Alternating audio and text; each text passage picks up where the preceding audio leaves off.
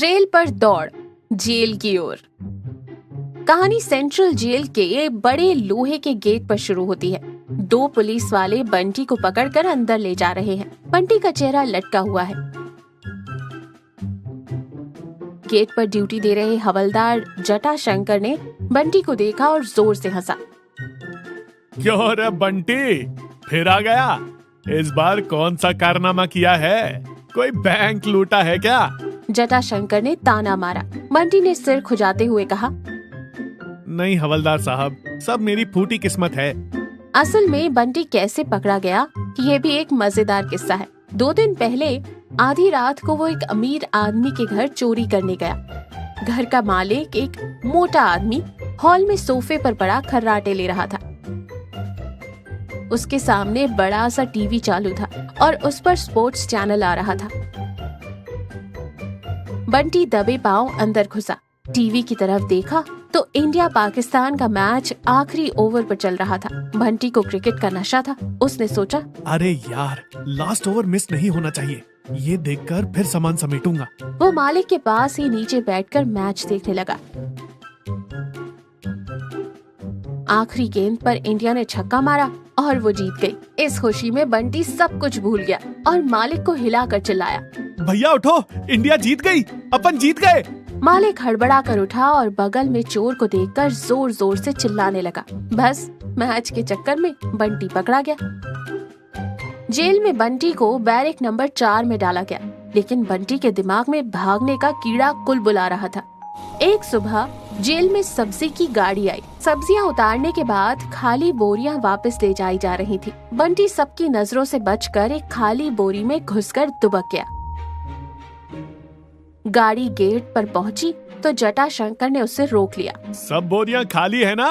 पूछते हुए जटाशंकर ने अपनी लाठी से बोरियों को टटोलना शुरू किया। जैसे ही उसने बंटी वाली बोरी पर जोर से लाठी मारी, अंदर से आवाज आई, हाय मैया।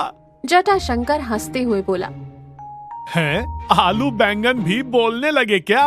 उसने बोरी खोली तो बंटी निकला। तेरी ये चालाकियां मेरे सामने नहीं चलेंगी बंटी, जा अपना काम कर। जटाशंकर ने उसे चेतावनी दी। बंटी समझ गया कि छोटे मोटे प्लान काम नहीं करेंगे। उसने एक चीज गौर की। रोज दोपहर को ठीक 2 बजे जेल की दीवार से सटकर गुजरने वाली पटरी पर एक मालगाड़ी बहुत धीमी रफ्तार से निकलती है।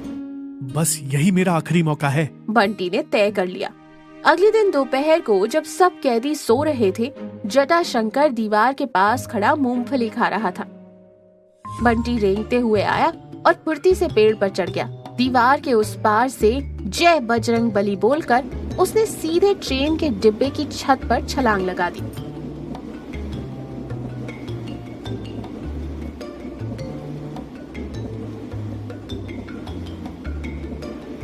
जटाशंकर ने आवाज सुनी और ऊपर देखा। बंटी ट्रेन के ऊपर खड़ा हाथ हिला रहा था। बाय बाय साहब। जटाशंकर ने मूंगफली की पुड़िया फेंकी और गुस्से में बोला, अबे ओए, तुझे तो मैं छोड़ूंगा नहीं। उसने भी आओ देखा न ताओ दीवार पर चढ़ा और चलती ट्रेन पर कूद गया। अब दोनों ट्रेन की छत पर दौड़ रहे थे। रुक जा साले, जटाशंकर चिल्ला रहा था।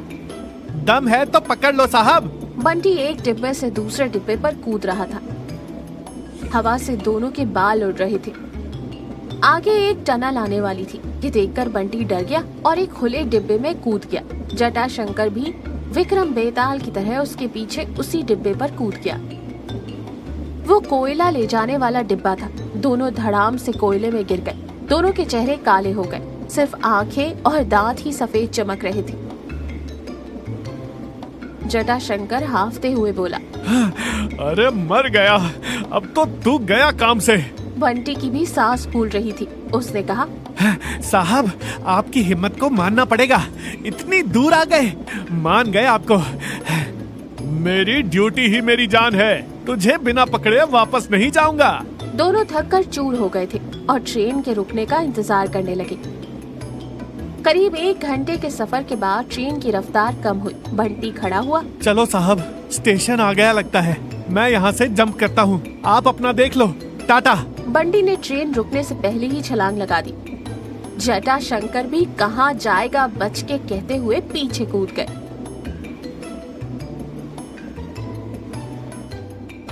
बंटी ने चारों तरफ देखा। वाह, कोई जंगल जैसा लग रहा है। यहाँ छुप गया तो कोई नहीं पकड़ पाएगा। सोचते हुए वो पलटा और सामने एक बड़ा सा बोर्ड लगा था। उस पर लिखा था केंद्रीय कारागार, कोयला गोदाम। बंटी का मुंह खुला का खुला रह गया। दरअसल वो ट्रेन शहर के बाहर नहीं जाती थी, बल्कि शहर का चक्कर लगाकर जेल की रसोई और कारखानों के लिए कोयला पहुंचाने वाली लूप लाइन की ट्रेन थी। यानी बंटी जेल के मुख्य गेट से भागा और घूम फिरकर जेल के पिछले हिस्से में ही आ गिरा। पीछे से जटाशंकर ने आकर बंटी के कंधे पर हाथ रखा। दोनों के चेहरे कोयले से काले थे। जटाशंकर हंसते हुए बोला, देख लिया बंटी, मैंने कहा था ना, तेरी किस्मत में जेल की रोटी ही लिखी है। हमने बिना टिकट पूरा शहर घूमा और वापस यहीं आ गए। चल अब अंदर चल। इस कहानी से ये सीख मिलती है कि इंसान चाहे कितना भी चालाक क्यों ना हो, वो अपनी करनी और विधि के विधान से नहीं भाग सकता। गलत काम का अंजाम हमेशा इंसान को वही वापस ले आता है जहाँ से उसने शुरुआत की थी।